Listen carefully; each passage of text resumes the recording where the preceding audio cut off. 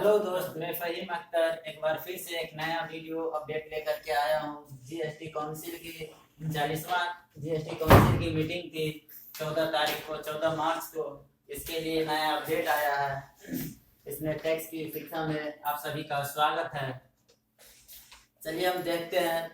पहला टॉपिक है जो 1/4/2020 से जो न्यू रिटर्न आनी थी उसको डेफर कर दिया गया है। अक्टूबर तक 1 अक्टूबर तक को उसको पोस्टपोन कर दिया गया है, स्थगित कर दिया गया है। Implementation of e-invoicing and the QR code has been deferred to 1 अक्टूबर 2020 तक के लिए उसको डेफर कर दिया गया है, आगे पोस्टपोन कर दिया गया है। उसके बाद आपको अभी का जो प्रेजेंट का जो जीएसटी रिटर्न चल रहा है, उस प्रेजेंट में जो जीएसटी रिटर्न चल रहा है उसको हम लोग कंटिन्यू सितंबर तक जैसे हम लोग कर रहे थे उसी तरह जीएसटी R1 3B फाइल करेंगे।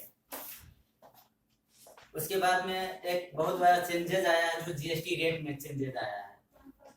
उसमें मोबाइल फोन और मोबाइल के जो स्पेसिफिक पार्ट है उसके ऊपर उन्होंने चेंजेस किया है।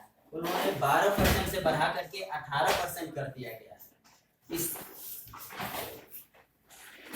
ऑल टाइप ऑफ माचिस मतलब सलाई जिसे बोलते हैं, बिहारी भाषा में सलाई बोलते हैं ना। उस माचिस को जो हाथ से बनाता था उसके ऊपर उन्होंने 5% ले लिया ना, 525 आया। अब जब परचेज किए हो उस समय भी आप कुछ टैक्स पेमेंट दिए हैं। जो टैक्स उस समय दिए हैं आईटीसी, वो आईटीसी कम करने के बाद ये ग्रोस लायबिलिटी हो गया है। उसके ऊपर जो टैक्स पेमेंट किए हो वो टैक्स कितने का है, 25 रुपए का, उसमें से मान लो 24 रुपया का आईटीसी होगा, तो 1 रुपया पर ही इंटरेस्ट देना है इसी पर। लेकिन गवर्नमेंट पहले क्या कर रहा था, इस 25 रुपये के ऊपर ग्रोस लायबिलिटी के ऊपर उन्होंने टैक्स कैलकुलेशन करता था, उसी के अनुसार वो नोटिस भी भेजता था। नेट पे होगा, अब होगा नेट पर। किसी का आई देना, जैसे आईटीसी ज्यादा हो गया और ग्रोस कम हो गया, उसको इंटरेस्ट पे नहीं करना है। आईटीसी ज्यादा हो गया तो इंटरेस्ट के साथ करना नहीं तो किस तो नेट तो बनेगा, नेट तो जीरो हो जाएगा हमारा, नेट पे बनेगा नहीं। जितना लिया है ना ज्यादा आईटीसी उस पर देना पड़ेगा। नेट इसमें नेट कौन सा होगा? नेट ये होगा ना, ये होगा नेट। ये तो ये 25 रुपया ग्रोस हो गया। अच्छा 25। हाँ, आईटीसी लेने के बाद जो बचा वो नेट लायबिलिटी हुआ। अच्छा उस पर टैक्स पे करना होगा, उस पर इंटरेस्ट पेमेंट करना होगा। इंटरेस्ट टैक्स तो बना ही बना, हाँ। उसके बाद भी इंटरेस्ट भी कहता है कि मुझे दो गवर्नमेंट। तो नोटिस आ रहा था कुछ दिन पहले इसके ऊपर। तो गवर्नमेंट क्या करता था, पूरे 25 रुपये के ऊपर वो मतलब ग्रॉस टैक्स लायबिलिटी के ऊपर उन्होंने इंटरेस्ट कैलकुलेशन करता था, जबकि ये इस पर नहीं करना था, इनको ऊपर करना था, नेट टैक्स लायबिलिटी पर करना है। नहीं मेरी बात समझे, तुम्हारा टैक्स हो गया कितना, 25 रुपए, ठीक है, और तुम्हारा आईटीसी हो गया 26 रुपए, ठीक है, आईटीसी जा रहा है, चलो ठीक है 26 रुपए, गवर्नमेंट इंटरेस्ट पे करना पड़ेगा नहीं करना पड़ेगा? इसमें क्यों करोगे? नहीं मेरा ये तो आपको ऑलरेडी तो ये बच ही गया ना। तो भी लेट कर दो रिटर्न, और अगर इंटरेस्ट है हमारे पास, आईटीसी है तो कोई दिक्कत नहीं है हमारे लिए, इंटरेस्ट पे नहीं करना पड़ेगा कभी। हाँ, इंटरेस्ट पेमेंट नहीं करना पड़ेगा, लेकिन ये है ना आपको पेनल्टी वगैरह तो लगेगा, तो इस वजह से थोड़े ना।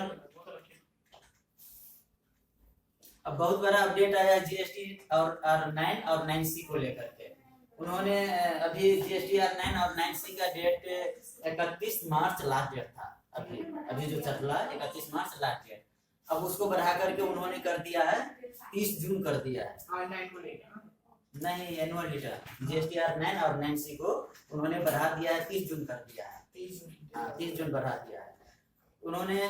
जीएसटी R9 और 9C deadline is tax extended to 30 June 2020 for financial year 18-19. Also, the turnover limit will be increased from 2 crore to 5 crore of mandatory annual return filing. यानी 2 करोड़ से बढ़ा करके उसको 5 करोड़ कर दिया है। जिसका 5 करोड़ टर्नओवर होगा उसके लिए जीएसटी में ऑडिट कराना है, नेसेसरी हो गया है। और हाँ 5 करोड़ तक वाले के लिए उसको माफ कर दिया है।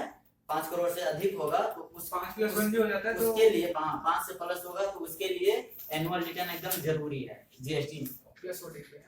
ऑडिट, हाँ जब एनुअल रिटर्न होगा तो ऑडिट होगा। GSTR 9C is optional for the taxpayer having the turnover less than 5 crore.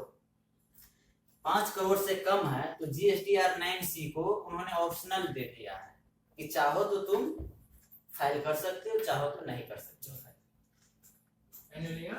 Annual कितनी 9C के लिए, सिर्फ 9C के लिए। कितनी इसमें income? The taxpayer with an aggregate annual turnover of less than 2 crore in financial year 17-18 and 18-19 will not pay any late fee and delayed filing for GSTR 9।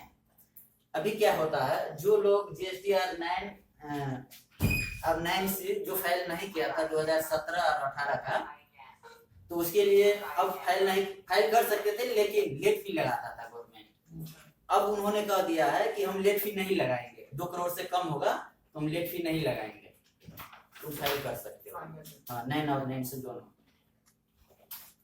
17, 18 और 18, 19 के लिए। उसके बाद में नाउ योर सप्लायर कह रहा है कि सप्लायर को जानना चाहिए, जिससे आप परचेज करते हो, जिससे खरीदते हो, उसको जानना चाहिए क्या उसका जीएसटी नंबर कैंसिल तो नहीं हो गया है। हाँ उसके जीएसटी नंबर से आप सर्च कर लो, सर्च करके देखो कि इसका जीएसटी नंबर कैंसिल है, उसका रजिस्ट्रेशन है भी नहीं भी है क्या है, वो आप देख सकते हो।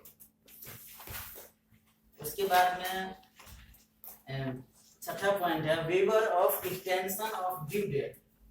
इसमें कंपोजिशन स्कीम के लिए कुछ स्पेशल कैटेगरी में डाला गया था। इसका स्पेशल कंपोजिशन स्कीम वाले के लिए notice number 2/2019 central tax rate dated 7 March 2019 bye filing from CMP 02, यानी 50 लाख जिसका टर्नओवर था, साल का 50 लाख टर्नओवर था, उसके लिए एक नया स्कीम लाया था उन्होंने 7 मार्च को, जो 6% रेट से तुम टैक्स पेमेंट करो और कंपोजिशन में आ जाओ।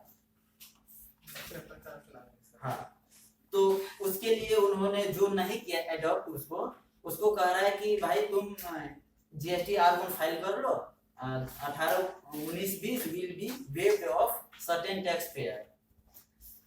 18-19 का वो कह रहा है कि GST R1 तुम फाइल कर सकते हो। उसके बाद में अच्छा मनु जी आप बताएंगे, जिसका GST नंबर कैंसिल हो गया है 2 महीना 4 महीना 5 महीना पहले, क्या उसको हम रिवोक करवा सकते हैं या नहीं? करा सकते हैं। सेम नंबर जीएसटी नंबर ना, हाँ करा सकते हैं। कैसे आप समझे? मतलब ये पहले से है कि गवर्नमेंट अब फैसिलिटी दिया है, क्या है? नहीं पहले तो पता नहीं, अब मेरे ख्याल से अब करा सकते हैं। अब पहले भी शायद होता होगा लेकिन अब मुझे पहले का पता, पहले ऐसा कोई केस आया नहीं था हमारे पास। ये 14 तारीख से गवर्नमेंट ने इसके ऊपर एक amendment to revocation of cancellation के ऊपर उन्होंने फाइनल बना दिया गया है। Tax payer who have cancelled their GST registration till 14 March 2020 can file an application for revocation of cancellation of registration. जो पहले होता था ना, जो नोटिस आता था फिर 1 महीने के अंदर में उसको रिवोक करना होता था, यदि आप नहीं किए तो जीएसटी नंबर आपका कैंसिल हो जाता था। तो ऐसा केस था या रिवोकेशन भी कैंसिल हो गया, तो अब का गवर्नमेंट कह रहा है कि हम तुम्हें टाइम देते हैं 30 जून तक, 30 जून के अंदर तक मैं तुम्हें टाइम देता हूँ, आप जीएसटी नंबर हाँ रिवोक करवा लो। वो कैसे करेंगे? वो फॉर्म आता है ना REG 21 करके फॉर्म आता है, वो होने के बाद फिर कब तक हो जाएगा? ये अप्लाई करोगे जल्दी हो जाना चाहिए, वैसे तो लिखा नहीं है कब तक कर देगा। बस यही था। और आप लोगों से रिक्वेस्ट है कि इस वीडियो को लाइक और शेयर जरूर कर देंगे। टैक्स की शिक्षा में आप सभी का स्वागत है। हमारी टीम बहुत अच्छे हैं, ये सर्विस बहुत अच्छे से सर्विस देते हैं। हमारे यहाँ करीब 15 लोगों की टीम है जो क्लाइंट के पास जा कर के विजिट भी करते हैं, जाते भी हैं। महीने में करीब 2 बार जाना हुआ तो 2 बार भी जाते हैं। ठीक है, थैंक यू।